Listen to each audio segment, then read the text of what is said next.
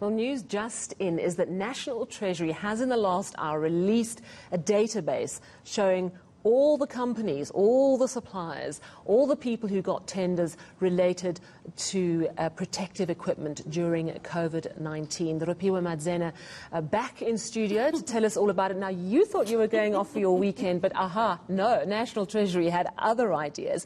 This is really interesting because I understand it's a full comprehensive list of absolutely everyone who got tenders. We do know that a couple of weeks ago, the list of tenders was published on Treasury's website. But this is much more comprehensive than that. Tell us more. That's right, Sally. This goes back to August when the President established a task team almost to look into the companies and suppliers that were given these tenders during the lockdown. And now what we see is more than what was published in terms of the list of tenders is the details of all the companies and how much exactly has been spent by local government, government institutions and other stakeholders. So it's very interesting here what we're seeing, that total payments, if we could just take a look at a graphic, total payments that were made in the period were about 2 billion rand. And then we saw the number of institutions that were involved here was about 191. So institutions here, we're talking about local government institutions, national government institutions, hospitals, municipalities that were making these orders, Sally. And then the number of suppliers were about 3,024. And then the total number of orders that came in was 7,025. But the important number here, Sally, is that 2 billion rand that's been spent for the procurement of these particular PPE.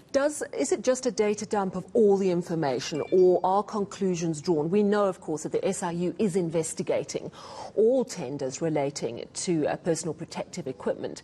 And we know that 2 billion, very likely, not all of it was corruptly used, not all of it was mismanaged.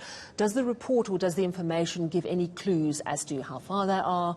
What are the conclusions, or is it simply just the information that's been put on the site now? So what's been put on the site is just the information, but National Treasury in a statement has indicated that now what's going to happen is investigations are going to go into who these companies were, how long they've been established, and their manner of expertise. And that's going to be shared with the public as soon as it's been made available by the task team that was established. I just want to quickly highlight to you, Sally, some of the companies here that might raise an eyebrow that have been included in the process are consulting firms, business solutions firms, engineering and consulting service businesses, a lot of which I don't think have anything to do with the medical space. So I think these investigations are going to be very revealing in terms of these companies that were getting these tenders. We do know, however, that a lot of companies in one field managed to sort of adapt their technology and start producing what was required, bearing in mind that at the time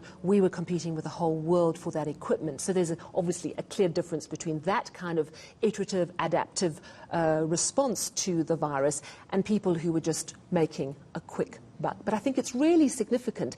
This kind of openness is what we need, isn't it? It's long overdue, Sally, long overdue. And I'm glad you mentioned what you say in terms of the companies that were getting the tenders.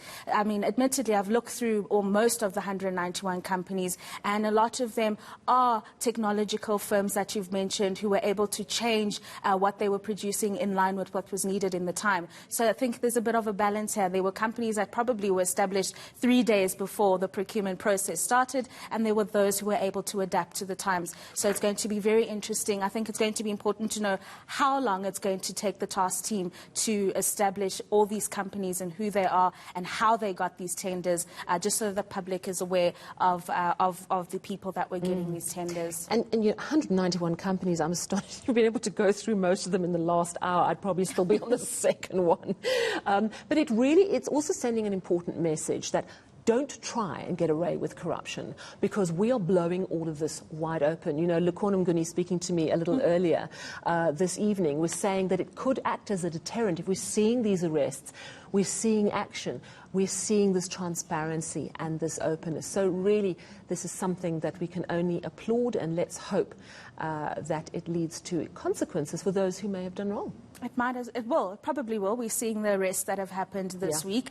We've seen Tito Mboweni, the minister, being very strict about the procurement process. So I think there's going to be an overhaul, not only of the process, but there's going to be criminal accountability, finally, Sally. Absolutely. I'm going to let you get back to that Treasury report into 2 billion rand worth of tenders for PPE over the COVID period, and those 191 companies. That's right. I'll let you get back to that light Friday night reading. Thank you very much for bringing us the main points from that report, which of course has just been released about an hour ago by National Treasury on their website.